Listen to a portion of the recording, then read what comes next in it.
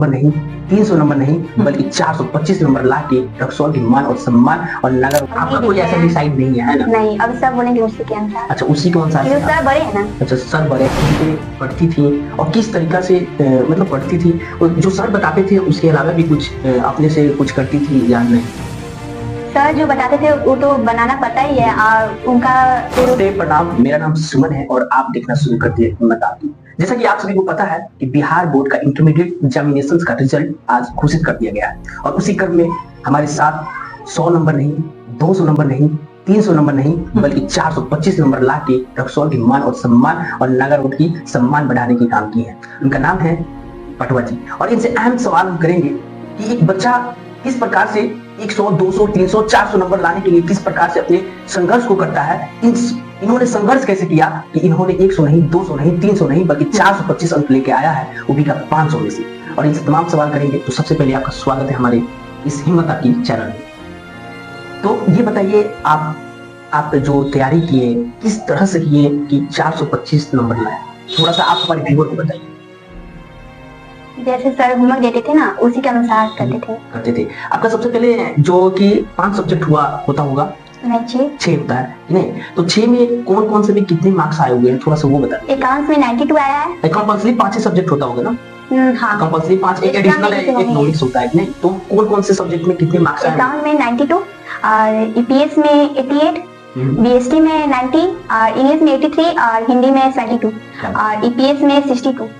क्या बात है, यानी टोटल 425 है। हाँ। ये बताइए जो आप पढ़ती थी तकरीबन कितने घंटे पढ़ती थी और किस तरीका से मतलब पढ़ती थी, जो सर बताते थे उसके अलावा भी कुछ अपने से कुछ करती थी या नहीं?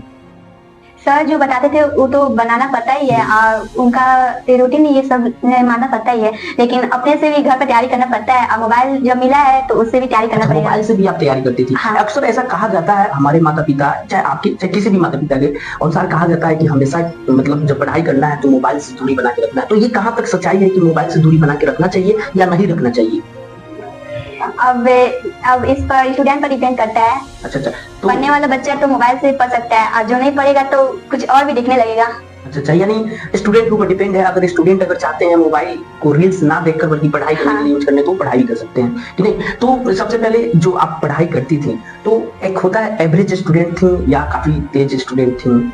ऐसा बहुत सारे हमारे व्यूअर्स में तो हम तेजी थे। अच्छा, तेजी थी नहीं, बहुत सारे हमारे ऐसे व्यूअर्स के ऐसे माइंड में होते हैं कि नहीं मैं ज्यादा तेज नहीं था या इस प्रकार से। तो क्या ऐसे बहुत सारे आगे आपको जो है आगे क्या करना है?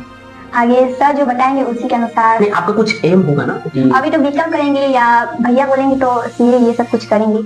आपका कोई ऐसा डिसाइड नहीं है ना? नहीं, अभी सब बोलेंगे उसी के अनुसार। अच्छा, उसी के अनुसार से सर बड़े हैं ना? अच्छा, सर बड़े। इनसे एक और हम सवाल करना चाहेंगे और इसी के साथ अपने समाप्त भी करेंगे और इनके माता पिता से भी जानने की प्रयास करेंगे। तो सबसे पहले नेहा जी आप एक बात बताइए कि जो हमारे व्यूअर हैं जो अभी तैयारी कर रहे हैं, जो अभी रनिंग 12th में है, उनको आप क्या कहना चाहेंगे जो किस तरीका से तैयारी करें कि वो भी आपके इतना अंक ला सके या आपसे अच्छे अंक को प्राप्त कर सके? आपकी नीति कैसा रहा, आप कैसे पढ़ती थी, उन चीजों के बारे में बताएं।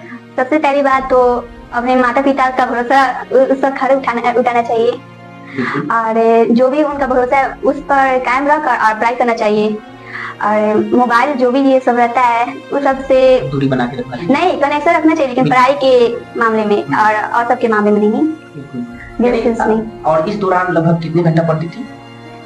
होमवर्क मिलता था उसी के अनुसार, लेकिन 3-4 घंटा 3-4 घंटा तकरीबन आप पढ़ाई करती थी।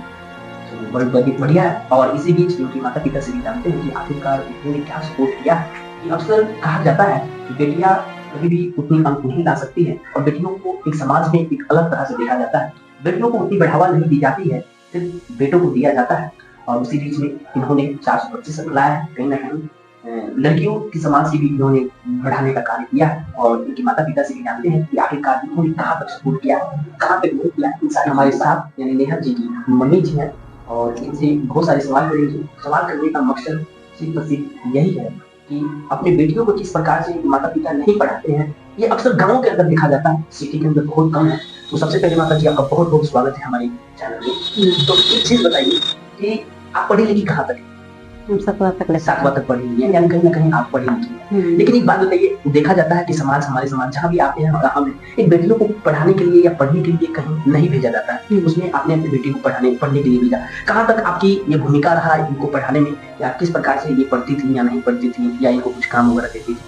नहीं, पढ़ाई तो करती थी अच्छा। अच्छा करती थी। तकरीबन दिन भर घर में पढ़ती थी या फिर कहीं नहीं जाती कहीं हमारी नहीं बेटी। जाती हाँ, थी। घर में पढ़ाई करती पढ़ती थी। थी। थोड़ा बहुत मैंने हाथ बटा देती थी काम धाम में। हाँ बिल्कुल, ये सारा तमाम काम अपना वो करती थी। हाँ, हाँ। लेकिन एक बात बताइए, जाते जाते हम आपसे ज्यादा सवाल नहीं करेंगे, लेकिन जाते जाते उन बेटियों को या उन बेटियों के जो माता पिता है उनको आप क्या कहना चाहेंगे? बेटी माता पिता को आप क्या कहना चाहेंगे, जैसे कि आप अपनी बेटी को पढ़ाएं, यही कहेंगे कि आप लोग अपने बेटी को पढ़ाइए और हौसला बढ़ाइए। हौसला